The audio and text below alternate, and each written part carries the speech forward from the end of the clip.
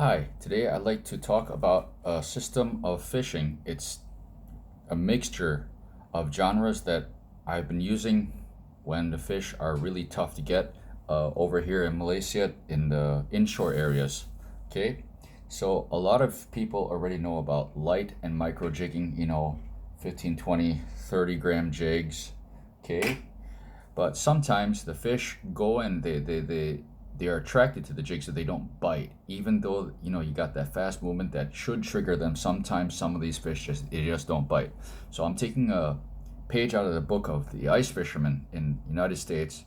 A lot of times they'll use that bigger ice spoon and they'll have something below it that's smaller with bait. Now here's the thing, over here in Asia you can't just leave something sit, and you can't use that small jiggling movement. It doesn't work. With all the current and the high temperatures and everything, these fish are very active. However, sometimes they still just don't want to bite. So another consideration that came up is because of the speed and the amount that we have to move these jigs to bring the fish in. If the leader line is too short between my little tidbit and my lead jig, we get tangle problems like nobody's business. Additionally, when the current slows down, more tangles. Okay, so this thing, it's been great for me during faster currents, and I'm going to introduce you to it now. But if you're looking for a snag-free system that never tangles, this is not it. It occasionally tangles, especially when the current slows down and changes direction. That 1 hour or so period where the current is deciding whether or not to turn. Yeah, you don't use this system. You go with a regular running sinker and whatever that's better. Okay, or you just take this off and you just use the light jig. That's a better bet. This only really works when the current is moving to keep you untangled. Okay, because you're jigging up. If your rod tip is moving, say if you're jigging in 1 foot increments, if your rod tip is moving by 1 foot, your leader needs to be about 2 feet long. Okay, if you're moving 2 feet with a single jig, the rod tip is moving 2 feet, then your leader needs to be at least 3 feet long. So always add another foot. If you're talking in meters, then we're talking about I would say about almost 30 centimeters. Okay, if you're moving your rod tip about 30 centimeters, then you want your leader to be about 60 centimeters. You're moving your rod tip 60 centimeters, you want your rod tip to move, you want your leader to be at least 80 centimeters. Okay, so that being the case, let's get tying on this. Okay, let's see. And my most profuse apologies if my conversion from centimeters to inches or vice versa was incorrect, because I do better in inches than I do centimeters. Okay, so I'm starting with 6/0 red thread. Now this is an Aji Cultiva Aji jig head. Okay, it's got a little doohickey already tied here. I'm going to untie this so you can see it. It comes with a little doohickey on it. Okay, little piece of thick monofilament to help hold plastics. We're not going to use plastics because, as some of you who've seen of my other videos know, I believe that anything plastic can do, hair can do better. Because simply put, a lot of these fish that I fish for are quite aggressive, and they rip plastics up to the point that it almost becomes like 1 to 2 fish for 1 plastic. That gets expensive really fast. Not to mention pollution in our ocean. If we accidentally drop a used plastic into the ocean, no pollution. Unless I lose the jig. Okay, so we're starting with a thread wrap because it's me in salt water. I add a little bit of super glue, of course, just to make sure everything is there and stays there. Okay, now next thing, I don't want this to be a very thick tie. Okay, everything pretty sparse. I'm just going with regular craft fur, not even extra select, because that's longer.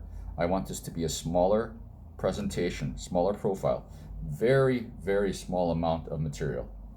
Okay, I'm going to tie in some white craft fur here. This is to give a base appearance. Okay, and again, 1, 2, that's it. I'm not going to tie in any more than that or any longer than that.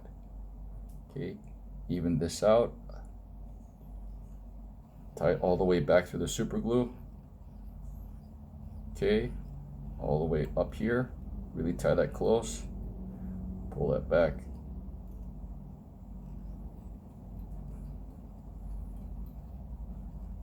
Okay. Okay, now you can see, there we go. As you can see, I don't have anything on the sides. This is just something a little bit on the bottom. That's it. That's all we're going to use with that. Okay, now next thing is I'm using baitfish emulator. Okay, and again, I'm tying in one little bunch, quite sparse. We don't want a lot of material. This is to attract them. It is not the main trigger. The trigger is actually, I add bait to this. Okay, so because these are negative fish, I need something to make them pop. 1, 2, a little bit more there.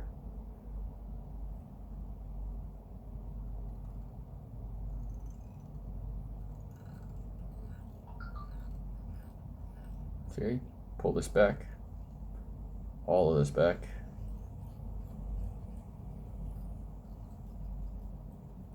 Okay, now I have a nice flashy base.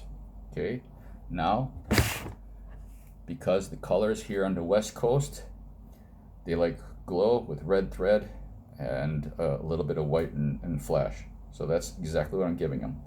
Taking one piece of this glow flashaboo, double it up because it is quite long material, and then I'm going to fold that in. I'm going to fold it around the thread, and I'm going to take it to the side. Okay, I'm going to do my side first. Okay, I do viewer side next. So get this really tight. Okay, again, find the middle. That's it. That's all we're going to need with that. Fold this around, get it pretty even.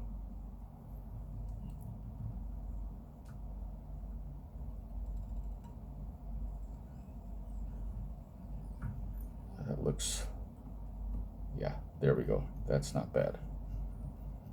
Okay. Now, I need to finish up the top.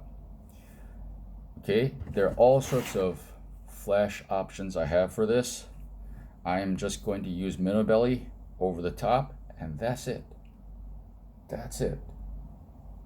Sorry, not minnow belly, baitfish emulator. Okay, take a little bit.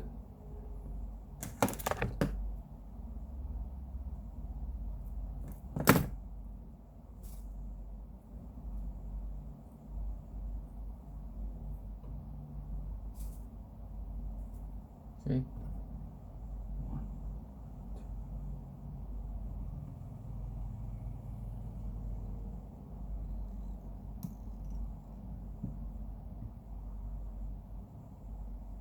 Take a little bit more. Just on the other side, just a wee bit more.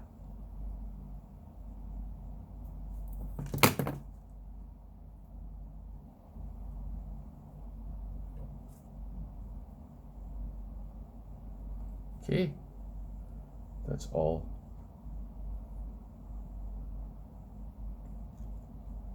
One, two. Get this all evened out here. Good. Tie this really tight to the head.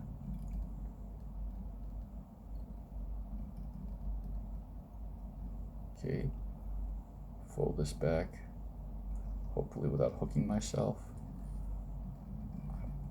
Anytime the hook point is up, I tend to hook myself.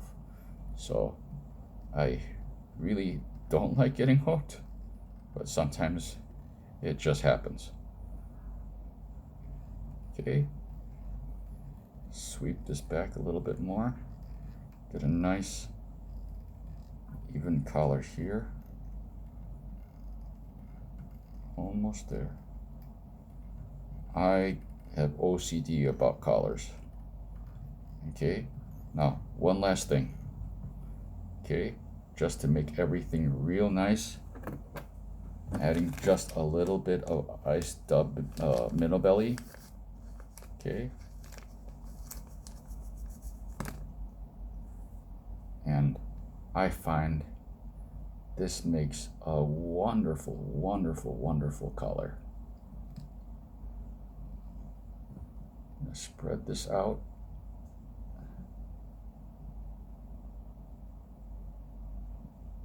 Okay, get this in nice, bring this back.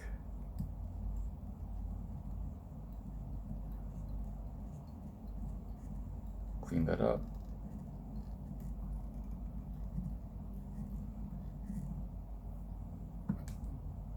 And that's it.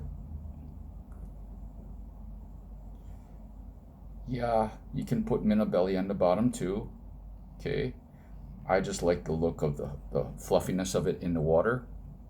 Okay, so that's why I do that. I don't want too much more bulk, so I'm not going to add any to the bottom. This is good enough.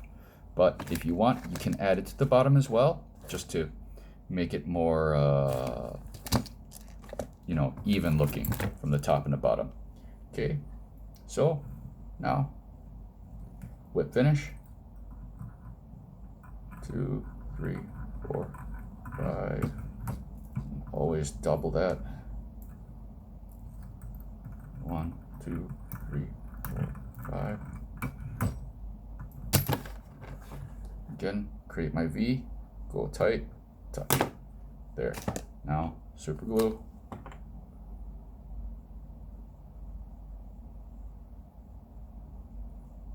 And those of you who see my other videos, it's nice to turn this upwards like this, get a better control. Okay, there.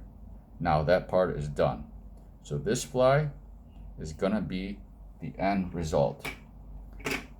What I do, okay, is I attach split ring here to the bottom. Of course, I'll have my assist hooks on the top. Okay, they only go down about that far. My assist hooks, at most, they'll go down this far. Okay, then I attach a line here. I like 10-pound or 12-pound only because I'm looking for smaller fish. Okay, I know I only jig about, you know, at most 6-inch to a foot pops with the rod tip that I'm using. So because of that, I use about a 2-foot leader. Okay, I measure it out from the tip of my hands all the way to my shoulder. That's the leader that I use. That has proven to be the least amount of tangles for me. When I went shorter, more tangles. Too much longer, I lose ability to really control the rig, and I tend to snag. Now the reason I go with a light leader, 10-pound, is because if I snag this or something, I can pop it off, I can break it off. And that's another reason I don't invest too many materials in this, because this is supposed to be sparse and as, you know, as small loss of materials and money and effort as possible. Okay, so, and then of course my main line that I'm using is 10-pound braid, but the actual breaking strength is close to 17. Okay, and I use a 20 to 30-pound leader, usually 20-pound floral or mono leader, and then yeah, this is the Maxima Chameleon 10-pound. That's what I use for my leader to this. And you notice the eye on this is not right on top. It's not like, say, this jig where the eye is the eye tie is right on top. No, this one is more in front. That's great in the current. It works. I can cast this out. I can work it back. By the way, it casts, but this whole rig casts better on a bait caster than it does on the spinning rod, because spinning rods, sometimes you have a bad cast, you know, something whips around too much, it gets tangled again. Like I said, this is not a tangle free thing that always comes back okay. It does tangle from time to time. Okay, but it catches fish. When nothing else is working, this one will work. And because there are no natural fibers, if this gets too long looking, this is looking a little bit too long for me. There, just like that. You can trim it at any time. Just remember, what you trim, you can't grow it back. Okay, so I hope this gives some ideas to other anglers out there to come up with new systems that that will trigger some of the fish when they're really tough to get biting. And hope you guys have a great time out in the water. Cheers.